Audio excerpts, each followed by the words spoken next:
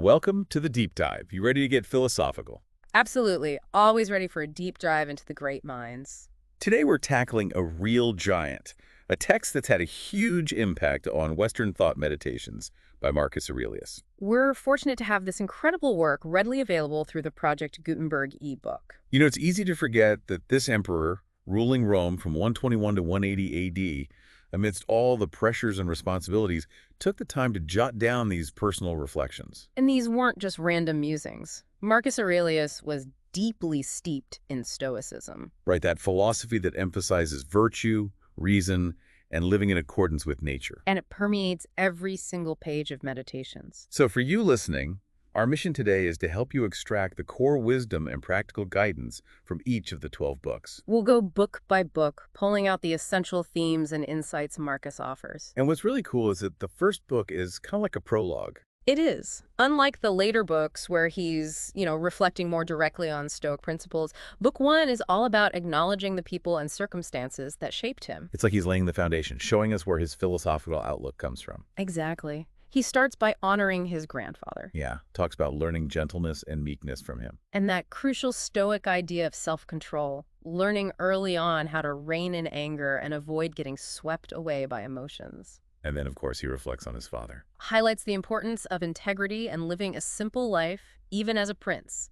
Imagine that, a future emperor learning about the value of modesty. Such a powerful example.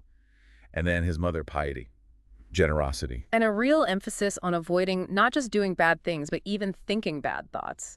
That focus on inner purity is huge in Stoicism. And his brother, Severus. Seems like he was a source of real love and joy for Marcus, someone whose example he truly valued. Yeah, it shows how important positive relationships are for our development. And one thing I really appreciate about Book 1 is how specific Marcus is, especially when talking about his teachers. He names names. Apollonius, Rusticus, Maximus, and he tells us what he learned from each of them. Like from Apollonius and Rusticus, he got this deep understanding of living according to nature, which is like this core Stoic idea of aligning your actions and desires with reason and the natural order. Right, understanding your place in the grand scheme of things.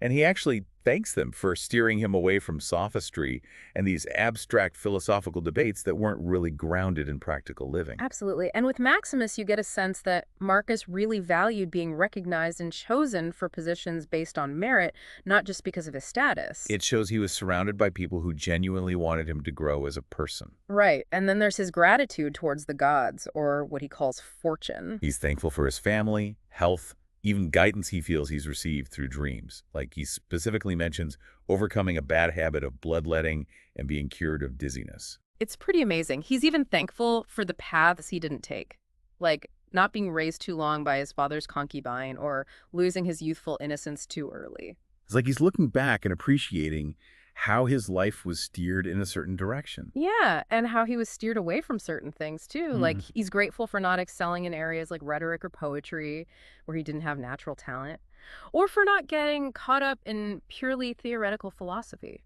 It all points to a real focus on practical wisdom, not just knowledge for knowledge's sake, but knowledge that can actually be lived and applied. Exactly. So, Book 1 really drives home the point that none of us are self-made. Yeah, it's an important lesson for all of us to recognize and appreciate all the influences that have shaped who we are. And that includes not just our families and mentors, but everything from our culture to just random events that might have seemed insignificant at the time. Right. And what's really fascinating is that this sets the stage for the rest of Meditations, because after laying this foundation, he shifts his focus inward. We're really getting into the heart of his reflections now, right? Exactly. Book 2 is like a direct conversation with himself about time and our existence, and that theme of the present moment is really at the forefront. It's all about the urgency of living now. Yeah. Marcus is like, don't put things off, don't dwell on the past, don't get lost in worrying about the future. Because, as he says, the present is the only moment you can actually lose. Right. The past is gone, and the future isn't here yet. And what's really interesting is that he ties this to his understanding of the universe. How so? He sees the universe as cyclical, events and patterns repeating endlessly throughout time. Almost like this cosmic dance, huh?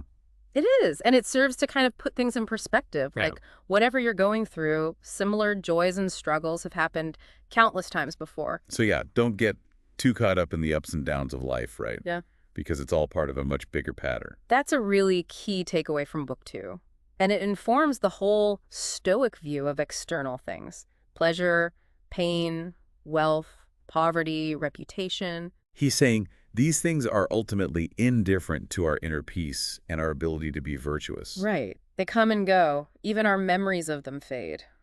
So it's like whether you're experiencing intense joy or deep sorrow, it's all temporary. Don't let it define you or throw you off balance. Exactly. The core message of book 2 is about staying grounded in the present, understanding that everything is constantly changing, and recognizing that external things don't have any inherent power to mess with your inner peace. It's a powerful call to focus on what you can control. Your thoughts, your actions, your responses to the world around you. Now, moving to book 3, there's a noticeable shift in tone. Yeah, it feels more urgent, right? Like a sense of time is slipping away. Absolutely. Marcus is grappling with the potential for our mental faculties to decline as we age. So he's basically saying, hey, don't assume you'll always have the same level of understanding and ability to reason. Right. He's emphasizing the importance of acting now. While you're still sharp, while you have the capacity to make choices and cultivate wisdom. It's like a wake-up call, right? To make the most of the time you have. And another interesting theme that emerges in book 3 is this idea that natural occurrences, even imperfections, have a certain beauty. I love the examples he gives, like the cracked crust of bread. Yeah. Or figs that are just starting to wither. Or ripe olives. He's pointing out that even these things that might seem flawed or undesirable can be seen as beautiful when you understand them as part of the natural cycle. It's like finding beauty in the process of decay, in the way things naturally change and transform. And then, true to Stoic fashion, he confronts death head on. Right. He talks about how even the most famous and powerful figures, Hippocrates, Alexander the Great, Julius Caesar, all faced death. Even those who thought they could predict the future, like the Chaldeans and astrologers, they couldn't escape death either. And he points out these kind of ironic deaths too, like Heraclitus, who died from dropsy, and Democritus, who choked on a fig, and of course the unjust execution of Socrates. It's a powerful reminder that death is the ultimate equalizer, right? It doesn't care about your status or achievements or wisdom. And Marcus's conclusion about death is very Stoic. He says it's a natural end, either leading to continued existence, perhaps with the gods, or simply a complete end, pain and pleasure. So in either case, it's not something to fear. Exactly. And then he circles back to the importance of our actions in the present. He says we should focus on cultivating our own rational nature and not get caught up in worrying about what other people are doing. Right, unless it's for the common good. And he outlines what it means to live according to your rational faculty. Being sincere, peaceful, not chasing fleeting pleasures or unnecessary conflict. And he ends book 3 with a warning against putting off self-improvement. Like, don't wait until you're old to start working on yourself. Because you might not get there, or you might lose the capacity to really change. So book 3 is a pretty strong call to action. It's saying, hey, don't waste time. Focus on what matters. Cultivate wisdom and virtue right now. You know, when you put it that way, it makes you think, what am I doing with my time? Am I focusing on the things that truly matter? Right. Those are questions we all need to be asking ourselves. And that leads us into book 4, where Marcus gets even more practical. Yeah, book 4 feels like a handbook for how to actually live a good life. He starts by talking about the importance of doing things well. Like, whatever your craft is, approach it with skill, intention, and a commitment to excellence. He's really emphasizing the importance of doing your best in everything you do, big or small. And he cautions against rushing into things or acting carelessly. That makes sense. Think before you act, and then do your best. Right. And he introduces this really important concept, finding tranquility within yourself. Like you don't need to go on a retreat or escape to the mountains to find peace. Exactly. He's saying you have the ability to create that peace within your own mind. It's like having this inner sanctuary that you can always retreat to no matter what's happening in the external world. And a big chunk of book 4 is dedicated to dealing with other people, especially the fact that people can be flawed and, sometimes just plain wicked. Yeah, that's a reality we all have to deal with. And his advice for dealing with this is pretty amazing. Okay, give me the highlights. So first, remember that all rational beings are connected. We're all part of the same human family, even when we disagree. That's a tough one to remember sometimes, especially when you're dealing with someone who's really rubbed you the wrong way. Yeah, for sure. But he's also saying that being tolerant and patient with others is actually a part of justice. It's what's fair when we're living together in this world. And he reminds us that people who do wrong often do so because they're ignorant. They don't know any better. Which doesn't excuse their actions, but it can help us approach them with a bit more compassion. And then he throws in this really powerful point. A lot of the people who we might have had conflict with are gone now. Their anger and their grievances have faded away. Yeah, it puts things in perspective, doesn't it? Absolutely. It makes you realize how much energy we waste on holding on to resentment and anger. Now, shifting gears a bit, he also encourages us to think about how we respond to the events happening in the world around us. Like the big stuff, the things that feel out of our control. Right. And whether you believe in a divinely ordered universe or a world governed by natural laws, the point is that everything is interconnected. He says to view the world as one city, one community. It's a way of seeing yourself as part of something bigger, which can be really helpful when you're feeling overwhelmed by personal struggles. And when it comes to dealing with pain and pleasure, the things that affect our bodies, he advises us to remember the power of the mind. He's saying our rational understanding can remain untouched by these physical sensations. Right, so it's not the pain or pleasure itself that causes us to suffer, but our judgments about it. Our thoughts and our interpretations have so much power over us. He also addresses the pursuit of honor and reputation, that desire to be recognized and respected by others. That can be a big one. Yeah. But he points out how quickly we're forgotten, how vast eternity is compared to our short lives, and how fickle human opinions can be. It's like chasing external validation is kind of pointless when you think about it from that perspective. Exactly. So he redirects our focus to things that actually matter. Virtue, kindness, being a good person, and of course being aware of our own mortality. That's a classic Stoic theme, memento mori, right? Remember you will die. And he emphasizes that it's not external events that disturb us, but our own internal opinions about those events. So it's all about how we choose to perceive and react to the world. And he reminds us of the constant change happening around us. Everything is in flux, nothing stays the same. Yeah, it's good to remember that, especially when things feel really hard. He also talks about the power of reason as our guiding faculty. Use it to navigate the complexities of life. And he touches on the Stoic idea of eventually returning to the fundamental substance from which everything originated. It's this cyclical view of existence, right? Like Yeah. everything goes back to where it came from. He also cautions against seeking external validation. The people who might praise you now could easily turn on you later. So don't be driven by the need to please others. Be true to yourself. And he talks about gaining time, not by actually adding more hours to the day, but by not wasting it on things that don't matter. Like obsessing over what other people are doing. Yeah, stop worrying about things you can't control and focus on your own actions. Okay, I can get behind that. And he makes this really important point that you can practice philosophy regardless of your material circumstances. So you don't need to be wealthy or have a lot of free time to live a good life. Exactly. Philosophy is for everyone. And he encourages us to embrace whatever our profession is and to live in accordance with nature, or what he calls the divine. But don't try to dominate others or be subservient to them. Just be yourself, do your best, and live in harmony with the world. He also uses these historical examples to illustrate how repetitive human activities are. Like the eras of Vespasian and Trajan. He's saying that even though centuries have passed, human nature hasn't really changed that much. And we keep making the same mistakes, striving for the same things that ultimately don't bring lasting satisfaction. It makes you wonder, are we really progressing as a species? Or are we just stuck in a loop? Right.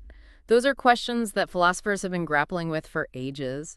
And Marcus reminds us that we need to align our actions with the true value of things. Otherwise, we're setting ourselves up for disappointment and frustration. And he even observes that even at the point of death, we might still be struggling with anxieties, fears, and a lack of inner peace. It's a reminder that the work of self-improvement is never truly finished. And he encourages us to look at the people who are considered wise by society and see what they value, what they fear. Often it reveals a lot about what not to do. Like their version of wisdom might not be true wisdom at all. Exactly. And finally, he brings back Heraclitus and the idea that everything is in constant flux. Everything is changing, transforming. So we should strive to live consciously, according to reason, and not just blindly follow opinions or traditions. It's a call to think for yourself, to question everything, and to live a life that's guided by your own inner compass. So Book 4 is packed with practical wisdom. It's about finding inner peace through reason, understanding the world and the people in it, focusing on virtue, and living mindfully in the present. It's a lot to take in, but it's really helpful stuff. Right. It's like Marcus is giving us a roadmap for how to navigate life's challenges. And then we get to book 5, which focuses even more on self-discipline and our interactions with others. This one feels really relevant to, like, our everyday struggles. It is. He starts with this great practice for starting your day. When you encounter difficult people, remind yourself that they might be acting out of ignorance. They don't know what's truly good or bad. And try to focus on the fact that you're both human beings with a shared capacity for reason. It's like trying to find that common ground, even when it feels impossible. Right. He also talks about being fellow laborers, like different parts of the same body, and that conflict goes against our nature. So we should strive to work together, even with people who are different from us. And he emphasizes that you can't truly be harmed by the actions of others, because they can't make you do anything that goes against your own will.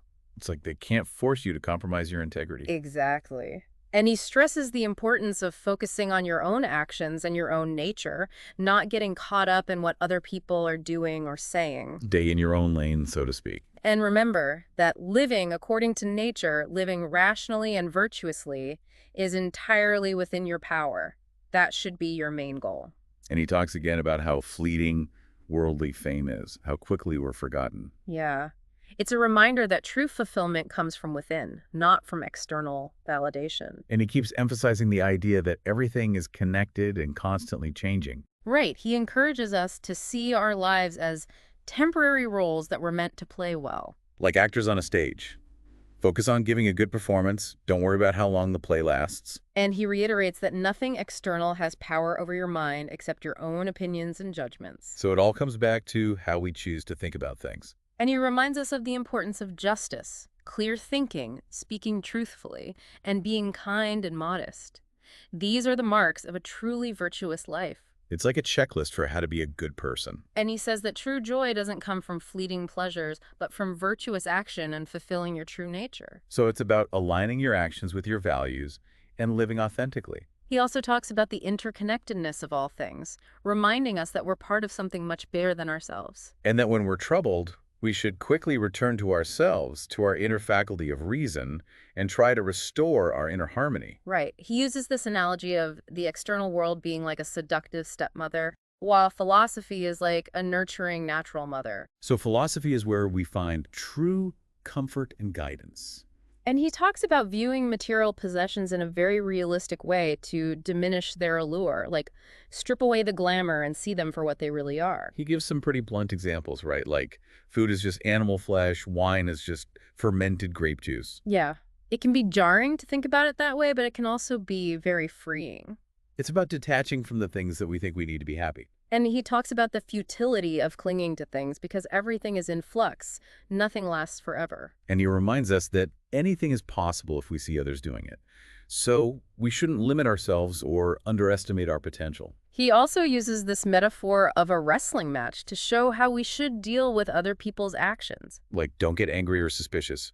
Just try to skillfully avoid conflict. And he urges us to wake up from our natural dreams, like to question our unexamined assumptions and desires, and to see the world with more clarity. And he emphasizes the importance of the mind, focusing on its own internal operations, not getting caught up in the external world. Right. And he talks about how everything in the universe is cooperative, even things that seem to be resisting. So even conflict can ultimately serve a purpose. And he ends book 5 by encouraging us to think about the good qualities of the people around us. So focusing on the positive aspects of others can actually help us feel better ourselves. So to sum it all up, book 5 is about self-discipline, understanding your place in the universe, dealing with difficult people, finding true joy, and maintaining perspective. Wow, that was a lot. But it was also relevant. Like, this stuff can really help us navigate the complexities of life. Now, ready for book 6. Bring it on. This one goes even deeper into duty, interconnectedness, and acceptance. He starts off by saying that what people yearn for after death to live again can actually be achieved in the present moment. Wait, how's that?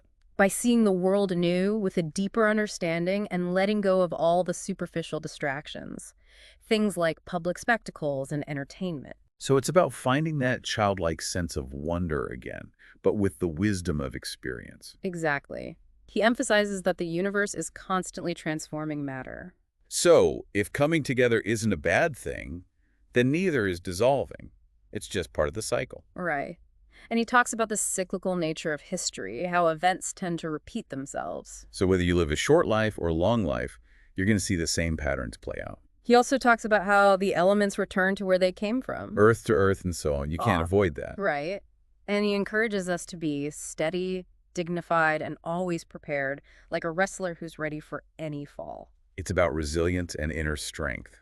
And when it comes to dealing with truly wicked people, he says, don't react with the same anger you would toward ordinary people. Because their wickedness comes from a different place, right? He also encourages us to question what makes people seem important or eminent.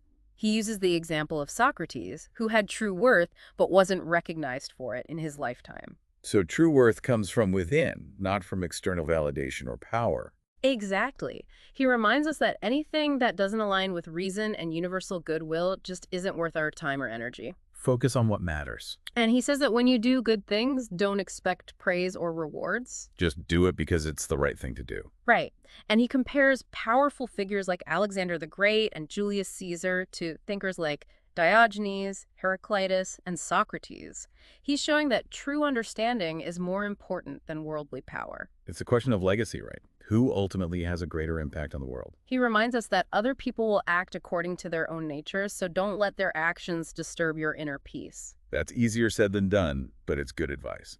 And he talks about how the universe is constantly at work, transforming everything. It's just the way things are. And he points out that every being finds contentment in pursuing its own proper course.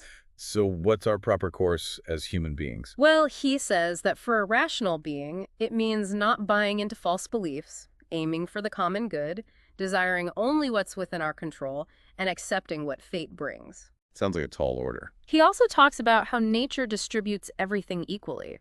So it's all balanced in the end. Right, and he reminds us that pain is either physical, which the body can endure, or mental, which we can control through our judgments. So we have more power over our experience of pain than we might realize. He encourages us to get rid of distracting thoughts and to keep negativity out of our minds. That's a good goal, but not always easy. He also talks about how even opposing forces ultimately serve the universe's purpose. So even conflict can have a positive outcome. And he says that while our senses, desires, and understanding can be hindered, our minds cannot. Our inner core is unbreakable. He encourages us to stick to our initial perceptions of things without adding opinions or judgments, especially about potential harm from others. Just see things clearly without letting your fears or biases distort your view. And he uses this analogy of the sun's light to show how resilient the mind is. Like it can shine through anything. And he talks about the unity of the rational soul that connects all human beings.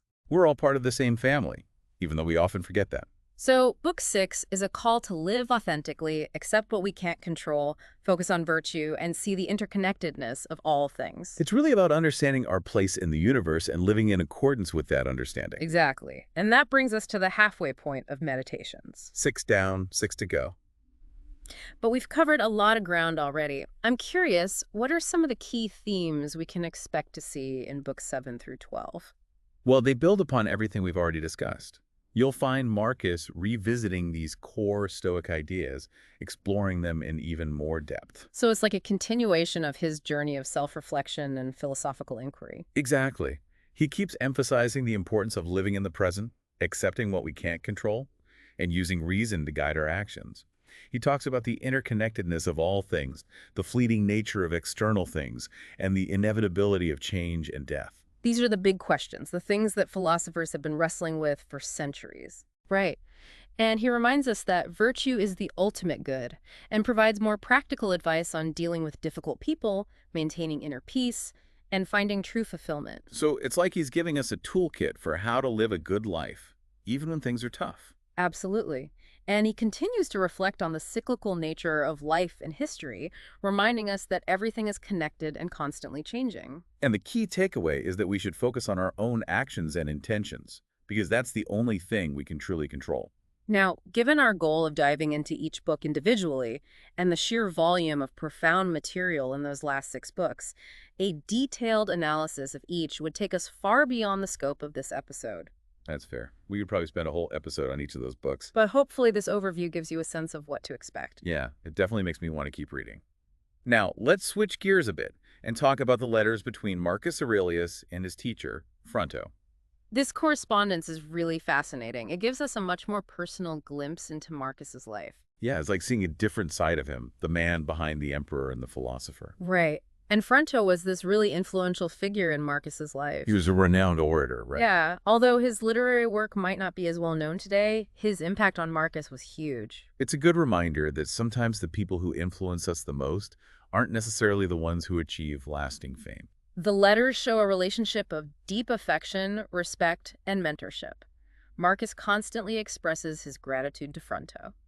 He even credits Fronto with teaching him how to speak truthfully and effectively. And we see Marcus asking Fronto for advice on all sorts of things. Like personal dilemmas and challenges he faced as a leader. Yeah, like how to handle public accusations and other tricky situations, and Fronto offers his wisdom in return. It's a real testament to their bond. And their relationship went beyond just politics and philosophy. They shared personal stories, family updates, even health concerns. I love the part where Fronto writes to Marcus about a scorpion being found in his bed. Yeah, it shows that even an emperor had to deal with everyday annoyances. Right, it humanizes him, makes him seem more relatable. And we get to see Marcus's intellectual pursuits outside of his official duties. He talks about his reading, his writing, his attempts at poetry and rhetoric. He even makes fun of himself a bit for not being very good at those things. Yeah, it's kind of endearing. And it shows how much he valued learning and self-improvement.